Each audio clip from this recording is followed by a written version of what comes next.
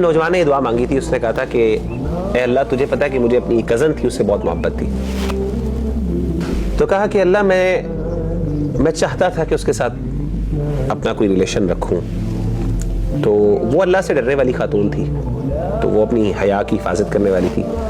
تو ایک دفعہ کیا ہوا کہ مجبوری کی وجہ سے وہ اتنی مجبور ہو گئی, فائنینشیل نیڈ کی وجہ سے, کہ وہ اس کے پاس آئی اور اس نے اسے کہا کہ تم ایسا کرو میری فائنینشلی کچھ مدد کر دو.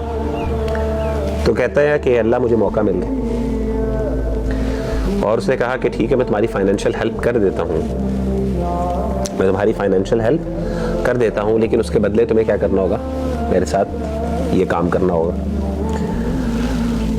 تو وہ بندی بیچاری بڑی اس کا دل ٹوٹا, لیکن اتنی مجبور ہو گئی, باقاعدہ حدیث میں تفصیل موجود ہے آپ پڑھیں, کہ وہ اتنی مجبور ہو گئی کہ شی کمپلائیڈ, اور اس نے کہا ٹھیک ہے. اور اللہ جب تجھے پتا ہے کہ وہ باقاعدہ جگہ اور ٹائم ڈیسائیڈ ہو گیا کہ تم نے فلاں ٹائم پہ ملنا ہے, فلاں جگہ پہ ہم یہ کام کریں گے.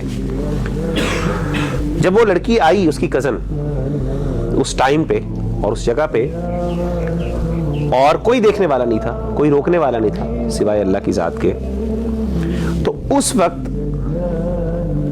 جب وہ یہ کام کرنے لگا نا, تو اس لڑکی کے منہ سے چیخ نکل گئی,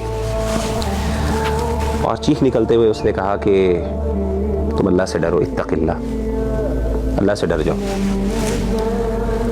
اور جو چیز اللہ نے تمہارے حق میں نہیں رکھی, جو چیز اللہ نے تم پر حلال نہیں کی, اس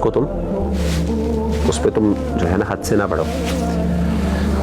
مطلب الفاظ مجھے یاد نہیں ایگزیکٹ, لیکن معنی کچھ اس طرح کے ہیں. تو اس نے کہا کہ اللہ سے ڈرو.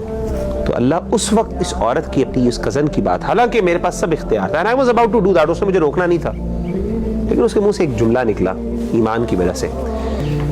اور اتنا زیادہ وہ انفلوئنس ہوئے اس جملے سے, اللہ کے نام سے, کہ اللہ نہ صرف میں نے اس کو چھوڑ دیا, اس گناہ کو نہیں کیا, بلکہ اس کے ساتھ ساتھ میں نے کیا کیا, اس کو میں نے وہ پیسے بھی دیے, اس کی مدد بھی کی.